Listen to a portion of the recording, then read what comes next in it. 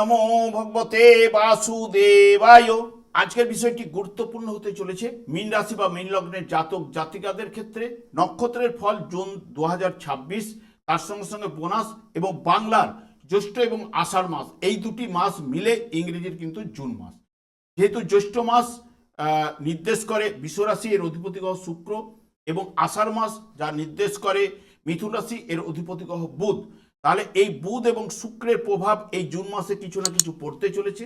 তাই মীন রাশি বা মীন লগ্নের জাতক জাতিকারা আপনারা কেমন ফল পেতে চলেছেন তা আমি আচার্য কমল শাস্ত্রী আপনাদের কাছে এই ভিডিওতে বিস্তারিতভাবে আলোচনা করব। ধৈর্য সহকারে আপনারা ভিডিওটি দেখবেন। আমার প্রিয় দর্শক বন্ধুকে আমার আন্তরিক অভিনন্দন, শুভেচ্ছা ও ভালোবাসা জানাই। আমি আশা করি অনাদির আদি গোবিন্দের অশেষ করুণায় আপনারা সকলেই কুশল আছেন। আমি কারো ব্যক্তিগত জন্মছক বা ন্যাটাল চার্ট নিয়ে বিচার বিশ্লেষণ করছি না। ঠিক এই জুন 2026-এর গ্রহ সন্নিবেশের মাধ্যমে একটি ছক প্রস্তুত করে তারপর বিচার এবং ফলাদেশ করব। সেটি হবে আপনাদের এই জুন মাসের গাইডলাইন। এরপরেই আমি চলে আসছি। দেখুন, মীন রাশিটি রাশিচক্রের একদম দ্বাদশতম রাশি এবং শেষ রাশি। এর অধিপতি গ্রহ হচ্ছে বৃহস্পতি, এবং এই রাশির ক্ষেত্রে চন্দ্র, মঙ্গল, রবি শুভকারক গ্রহ, এবং এই রাশির ক্ষেত্রে শনি, বুধ, শুক্র অশুভকারক গ্রহ। ঠিক এই মীন রাশিতেই শুক্র তুঙ্গস্থ হয় এবং বুধ এই রাশিতেই নিচস্থ হয়।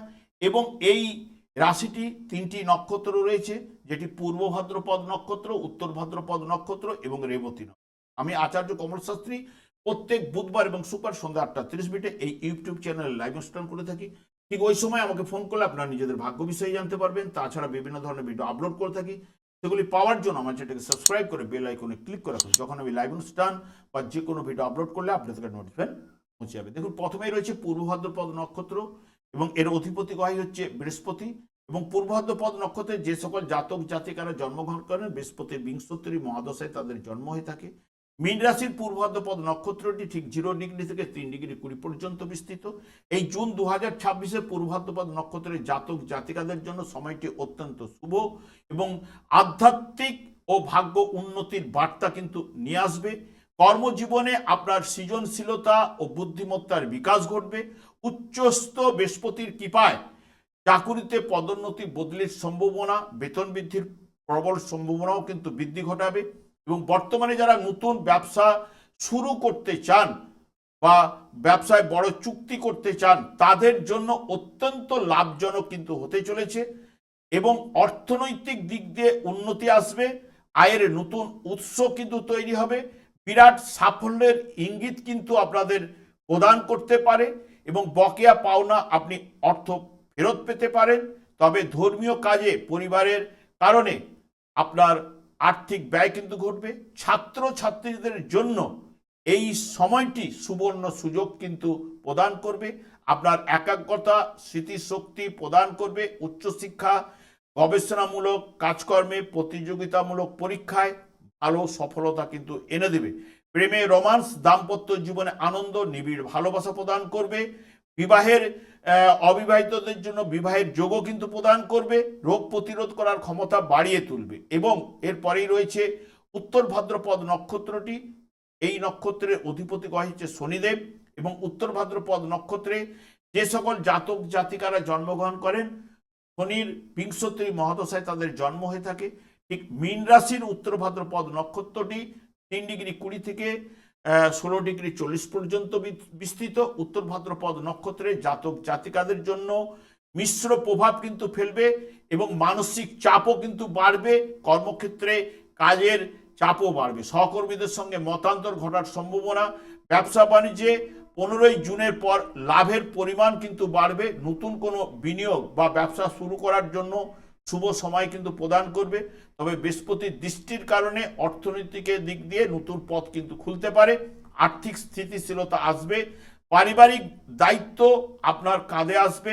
আত্মীয়দের জন্য বা গুরুজনের চিকিৎসার জন্য আপনার আর্থিক খরচ কিন্তু বাড়বে। অবিবাহিতদের বিবাহের যোগ, নতুন প্রেমের সম্পর্ক কিন্তু আপনাদের তৈরি হতে পারে, এবং প্রেমে গভীরতা বাড়বে। দাম্পত্য জীবনে বা পারিবারিক জীবনে শান্তি লাভ ঘটাবে। স্বাস্থ্য ভালো থাকবে, তবে পায়ের সমস্যা এবং হজমের সমস্যা কিন্তু দেখা দিতে পারে। এরপরে রয়েছে রেবতী নক্ষত্র, যার অধিপতি গ্রহই হচ্ছে বুধ। রেবতী নক্ষত্রে যে সকল জাতক জাতিকারা জন্মগ্রহণ করেন, বুধের বিংশোত্তরী মহাদশায় তাদের জন্ম হয়ে থাকে। মীন রাশির রেবতী নক্ষত্রটি 16°40 থেকে 30° পর্যন্ত বিস্তৃত। রেবতী নক্ষত্রে জাতক জাতিকাদের জন্য অত্যন্ত গুরুত্বপূর্ণ মিশ্র ফলদায়ী হতে চলেছে। বিশেষ করে সৃজনশীল কাজকর্মে উন্নতি প্রদান করবে। যারা মিডিয়া লাইনে রয়েছেন বা লেখালেখি, শিক্ষক যারা রয়েছেন, কলা বিভাগে যারা রয়েছেন, ক্রিয়েটিভ ফিল্ডে যারা রয়েছেন, তাদের ক্ষেত্রে দারুণ সাফল্য উঠে আসবে। চাকরি ও ব্যবসার শর্টকাট পথ কিন্তু আপনারা নেবেন না এবং সমস্যায় পড়তে পারেন। শর্টকাট যদি নিতে চান, ব্যবসা বাণিজ্যে ভালো লাভ কিন্তু উঠে আসবে এবং আর্থিক দিক দিয়ে সফলতা কিন্তু অতি অবশ্যই পাবেন। আর্থিক স্থিতিশীলতা থাকবে, তবে অকস্মাৎ আর্থিক লাভের সম্ভাবনা, ফাটকা প্রাপ্তি বা লটারির যোগও কিন্তু রয়েছে। যারা বিশেষ করে শেয়ার ট্রেডিং করেন তাদের ক্ষেত্রে লাভের সম্ভাবনা। সন্তান, অতিথি আপ্যায়ন, গুরুজনের চিকিৎসার জন্য আচমকা আপনার ব্যয় কিন্তু হতে পারে। অবিবাহিতদের বিবাহের কথাবার্তা পুনরায় কিন্তু শুরু হবে। বিবাহিত জীবনে শান্তি অতি অবশ্যই ফিরে আসবে। প্রেমের ক্ষেত্রে মাসের মাঝামাঝি সময়টি একটু ভুল বুঝাবুঝি মতান্তর ঘটতে পারে। সেই কারণে অহংকার ও জেদের লড়াই কিন্তু আপনাদের মধ্যে চলার কারণে সেই কারণে একটু সতর্কতা অবলম্বন। স্বাস্থ্য বিষয়ে দুর্বলতা, পেটের সমস্যায় একটু ভোগাতে পারে। বর্তমানে দেখুন, যেহেতু মীন রাশি বা মীন লগ্নের জাতক জাতিকাদের জ্যৈষ্ঠ মাস অর্থাৎ বৃষ রাশি, যা শুক্র এই মাসের চতুর্থ এবং পঞ্চম ভাব দিয়ে আপনাদের ক্ষেত্রে গমন করবে। মীন রাশি জাতক জাতিকাদের ক্ষেত্রে শুক্রের অবস্থান দৈনন্দিন জীবনে আনন্দ শুভত্ব প্রদান কিন্তু করবে। আত্মীয় বন্ধু বান্ধবের ভালোবাসা লাভ, স্বামী স্ত্রীর মধ্যে নিবিড় ভালোবাসা, কাজকর্মে আপনার আকর্ষণ বৃদ্ধি এই শুক্র কিন্তু ঘটাবে। উৎসাহ উদ্দীপনা আপনার বৃদ্ধি ঘটবে। ছাত্র ছাত্রীদের জন্য অতি শুভ সময় কিন্তু প্রদান করবে, বিশেষ করে উচ্চশিক্ষা ক্ষেত্রে, এবং আপনার আশাতীত লাভ মনস্কামনা কিন্তু পূর্ণ হবে। জন্মকালীন যার শুক্র যদি দেখেন, মীন রাশি জাতক জাতিকাদের ক্ষেত্রে মিথুন রাশিতে অবস্থান করছিল, ধনু রাশিতে অবস্থান করছিল। জন্মকালীন শুক্র ভালো শুভ বলবান থাকলে তাহলে 8 তারিখ পর্যন্ত অতি শুভ প্রভাব বিস্তার ঘটবে। জন্মকালীন যার শুক্র কর্কট রাশিতে এবং মকর রাশিতে অবস্থান করছিল, জন্মকালীন শুক্র যদি শুভ বলবান থাকলে তার ক্ষেত্রে 9 তারিখ থেকে অতি শুভ প্রভাব কিন্তু বিস্তার ঘটাবে। এবং আষাঢ় মাস যা নির্দেশ করে মিথুন রাশি, এর অধিপতি গ্রহই হচ্ছে বুধ। বুধ আপনাদের ঠিক চতুর্থ এবং পঞ্চম ভাব দিয়ে এই মাসে গমন করবে। পারিবারিক জীবনে বুধ আনন্দ প্রদান করবে, স্বামী স্ত্রীর মধ্যে নিবিড় ভালোবাসা। কর্মক্ষেত্রে নতুন দায়িত্ব আপনি পেতে পারেন। ব্যবসায় নতুন চুক্তির মাধ্যমে ভালো লাভ কিন্তু আপনার ঘটবে। যে কোনো জটিল সমস্যা সমাধান খুব সহজে নিজের বুদ্ধির দ্বারা আপনি করতে পারবেন। আপনার কথাবার্তার মধ্যে বা বচন ভঙ্গির অন্যদেরকে মুগ্ধ করবে। এবং যারা বিশেষ করে শেয়ার ট্রেডিং করেন তাদের কিন্তু লাভের সম্ভাবনা কিন্তু প্রবল রয়েছে। এবং জন্মকালীন যার বুধ যদি দেখেন নিজের রাশিতে মিথুন রাশিতে অবস্থান করছিল বা মীন রাশিতে অবস্থান করছিল, এই বর্তমান সময়ে 22 তারিখ পর্যন্ত অতি শুভ প্রভাব বিস্তার ঘটাবে। এবং যার কর্কট রাশিতে বা মকর রাশিতে বুধ অবস্থান করছিল, 22 তারিখের পরে শুভ প্রভাব কিন্তু ঘটাতে পারে। তবে জন্মকালীন বুধকে শুভ বলবান থাকতে হবে। আপনাদের রাশিপতি বৃহস্পতি তুঙ্গস্থ অবস্থায় কর্কট রাশিতে অবস্থান করতে চলেছে এবং যা আনন্দের জায়গায় অতি শুভ প্রভাব কিন্তু কর্কট রাশিতে পঞ্চম ভাবে অবস্থান, যা শক্তিশালী যোগ কিন্তু আপনাদের ক্ষেত্রে বিরাট সাফল্যের সংকেত কিন্তু এই জায়গায় কিন্তু প্রদান করে। প্রতিবার প্রকাশ কিন্তু ঘটবে। ছাত্রছাত্রীদের বিদ্যায় সফলতা, উচ্চশিক্ষায় সফলতা এবং পোশাক বিলাসিতা, আপনার জ্ঞান বৃদ্ধি ঘটবে। ব্যবসায় আর্থিক লগ্নিতে সাফল্য এনে দেবে। কর্মলাভের যোগ, যাবতীয় সফলতা আপনাদের ক্ষেত্রে বৃহস্পতি কিন্তু প্রদান করবে।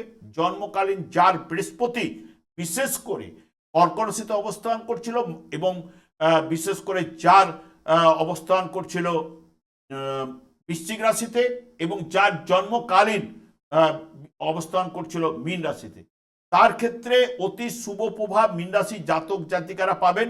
এবং মকর রাশিতে নিচস্থ অবস্থায় যদি বৃহস্পতি অবস্থান করে থাকে, এই বর্তমান সময়ে অতি শুভ প্রভাব তার ক্ষেত্রে বিস্তার করবে। তবে জন্মকালীন বৃহস্পতিকে শুভ বলবান থাকতে হবে, তবেই কিন্তু বৃহস্পতির অতি শুভ প্রভাব আপনাদের ক্ষেত্রে বিস্তার ঘটাবে। আপনাদের ভাগ্যপতি গ্রহ হচ্ছে মঙ্গল।